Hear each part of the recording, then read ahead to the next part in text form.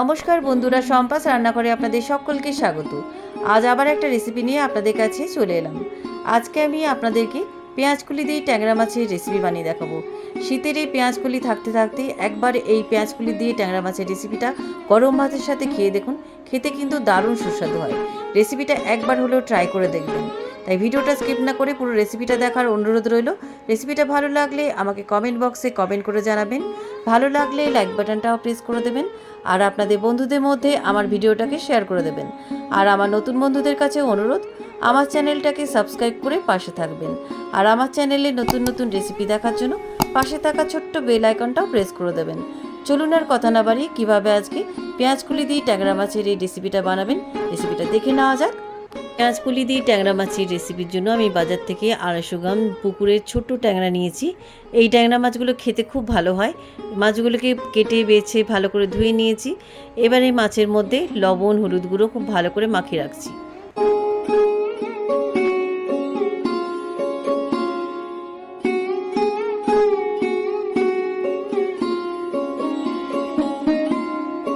মাছের মধ্যে লবণ হলুদ গুঁড়ো খুব ভালো করে মাখিয়ে নিয়েছি।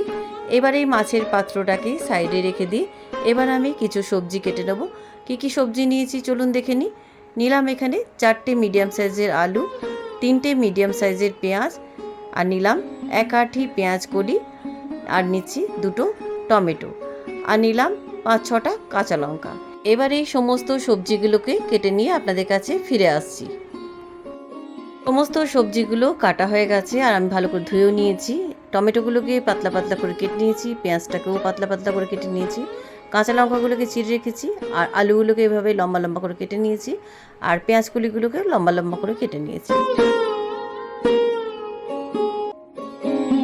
এবার এই সবজির পাত্রটাকে সাইডে রেখে দিয়ে ইন্ডাকশানে একটা ফ্রাই প্যান বসিয়ে দিলাম। ফ্রাই প্যানটা গরম হয়ে যাওয়ার পর আমি এর মধ্যে দিয়ে দিচ্ছি 2 টেবিল চামচ সর্ষের তেল। রান্নাটা আমি সর্ষের তেলেই করছি, আপনারা সাদা তেলও করতে পারেন। এবার ফোড়নে দিয়ে দিচ্ছি 1/2 টিস্পুন কালো জিরে, আর দিয়ে দিচ্ছি 3টে শুকনো লঙ্কা। ফোড়নটা একটু তেলের মধ্যে ভেজে নিচ্ছি। ফোড়নের সুন্দর গন্ধ বেরিয়েছে। এবার আমি এর মধ্যে দিয়ে দিচ্ছি আগে থেকে কেটে রাখা পেঁয়াজ কুচি। পেঁয়াজ কুচিগুলো তেলের মধ্যে আমি হালকা ব্রাউন করে ভেজে নিচ্ছি।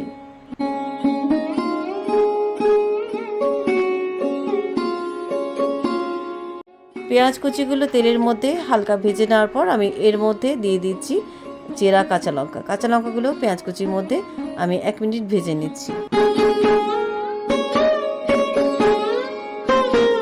পেঁয়াজের মধ্যে কাঁচা লঙ্কা কুচিগুলো 1 মিনিট ভেজে নেওয়ার পর আমি এর মধ্যে দিয়ে দিচ্ছি কেটে রাখা আলুর টুকরোগুলো। আলুর টুকরোগুলো পেঁয়াজ আর কাঁচা লঙ্কার মধ্যে হালকা করে ভেজে নিচ্ছি।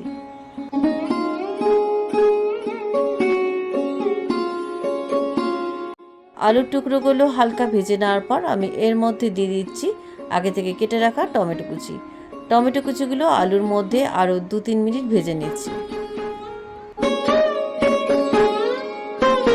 সমস্ত উপকরণের মধ্যে টমেটো কুচিগুলো একটু ভেজে নেওয়ার পর আমি এক এক করে গুঁড়ো মশলা দিয়ে দিচ্ছি 1 টিস্পুন হলুদ গুঁড়ো। এবার আমি এর মধ্যে দিয়ে দিচ্ছি 1 টিস্পুন জিরে গুঁড়ো। এবার আমি দিলাম 1 টিস্পুন ঝাল লঙ্কার গুঁড়ো। ঝালটা আপনাদের স্বাদ অনুযায়ী দেবেন। আর স্বাদ অনুসারে লবণ দিলাম, আর স্বাদটা ব্যালেন্স রাখার জন্য 1/2 টিস্পুন চিনি দিলাম। এবার অল্প একটু জল দিয়ে মশলাটা খুব ভালো করে কষিয়ে নিচ্ছি।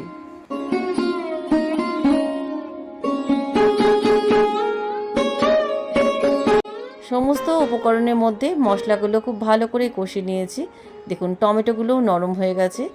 এবার আমি এর মধ্যে আগে থেকে কেটে রাখা পেঁয়াজকলিগুলো দিয়ে দিলাম। পেঁয়াজকলিগুলো খুব ভালো করে সমস্ত উপকরণের মধ্যে মিশিয়ে দিচ্ছি।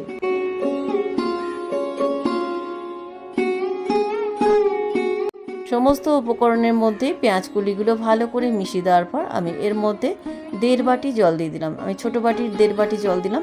জলের পরিমাণটা আপনারা বুঝে দেবেন। জলটা খুব ভালো করে মিশিয়ে দিচ্ছি। সবজির মধ্যে জল ভালো করে মিশিয়ে দেওয়ার পর আমি ঢাকা দিয়ে সবজিগুলোকে 15 মিনিট সেদ্ধ করে নিচ্ছি।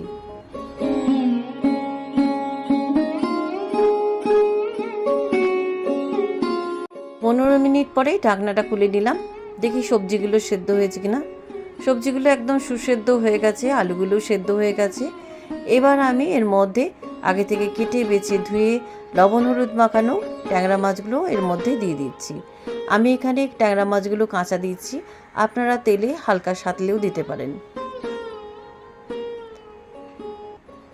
সমস্ত ট্যাংরা মাছগুলো দিয়ে দিলাম। এবার আমি সবজির মধ্যে ভালো করে মিশিয়ে দিচ্ছি।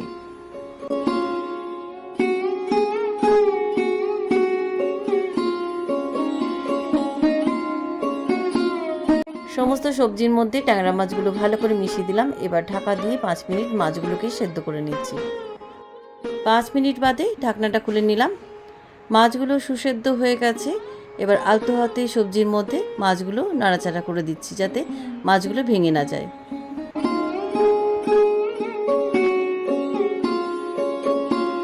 রান্নাটা আমার কমপ্লিট। এবার শেষে 1 মুঠো ফ্রেশ ধনেপাতা কুচি দিয়ে ভালো করে সবজির মধ্যে মিশিয়ে দিচ্ছি। রান্নাটা আমার কমপ্লিট। এবার ইন্ডাকশান থেকে নামিয়ে একটা পাত্রের মধ্যে পেঁয়াজকলি দিয়ে ট্যাংরা মাছের রেসিপি সার্ভ করলাম। কেমন লাগলো আজকের পেঁয়াজকলি দিয়ে ট্যাংরা মাছের রেসিপি? এই শীতের এই পেঁয়াজকলি থাকতে থাকতে আপনারাও একবার এই পেঁয়াজকলি দিয়ে ট্যাংরা মাছের রেসিপিটা ট্রাই করে দেখবেন। গরম ভাতে কিন্তু দারুণ সুস্বাদু লাগে। রেসিপিটা কেমন লাগলো আমাকে কমেন্ট করে জানাতে ভুলবেন না। ভালো লাগলে লাইক বাটনটাও প্রেস করে দেবেন আর আপনাদের বন্ধুদের মধ্যে আমার ভিডিওটাকে শেয়ার করে দেবেন। আর আমার নতুন বন্ধুদের কাছে অনুরোধ, আমার চ্যানেলটাকে সাবস্ক্রাইব করে পাশে থাকবেন।